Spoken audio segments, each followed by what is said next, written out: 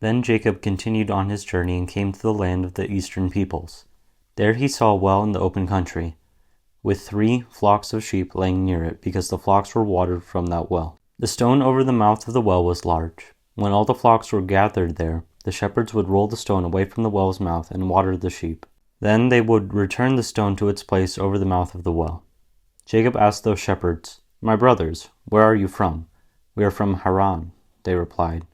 He said to them, "Do you know Laban, Nahor's grandson?" "Yes, we know him," they answered.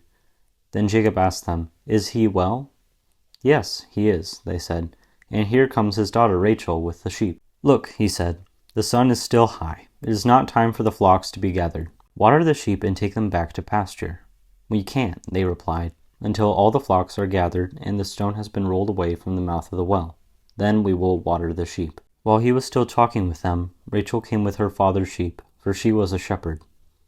When Jacob saw Rachel, daughter of his uncle Laban, and Laban's sheep, he went over and rolled the stone away from the mouth of the well and watered his uncle's sheep. Then Jacob kissed Rachel and began to weep aloud. He had told Rachel that he was a relative of her father and a son of Rebekah. So she ran and told her father. As soon as Laban heard the news about Jacob, his sister's son, he hurried to meet him. He embraced him and kissed him and brought him to his home, and there Jacob told him all these things. Then Laban said to him, "You are my own flesh and blood." After Jacob had stayed with him for a whole month, Laban said to him, "Just because you are a relative of mine, should you work for me for nothing? Tell me what your wages should be." Now Laban had 2 daughters. The name of the older was Leah, and the name of the younger was Rachel. Leah had weak eyes, but Rachel had a lovely figure and was beautiful. Jacob was in love with Rachel and said, "I'll work for you 7 years in return for your younger daughter Rachel."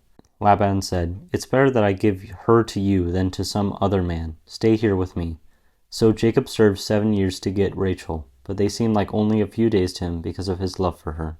Then Jacob said to Laban, "Give me my wife. My time is completed, and I want to make love to her." So Laban brought together all the people of the place and gave a feast. But when evening came, he took his daughter Leah and brought her to Jacob, and Jacob made love to her. And Laban gave his servant Zilpah to his daughter as her attendant. When morning came, there was Leah. So Jacob said to Laban, "What is this you have done to me? I served you for Rachel, didn't I? Why have you deceived me?" Laban replied, "It is not our custom here to give the younger daughter in marriage before the older one. Finish this daughter's bridal week. Then we will give you the younger one also, in return for another 7 years of work." And Jacob did so. He finished the week with Leah, and then Laban gave his daughter Rachel to his wife. Laban gave his servant Bilhah to his daughter Rachel as her attendant. Jacob made love to Rachel also, and his love for Rachel was greater than his love for Leah. And he worked for Laban another 7 years. When the Lord saw that Leah was not loved, he enabled her to conceive, but Rachel remained childless.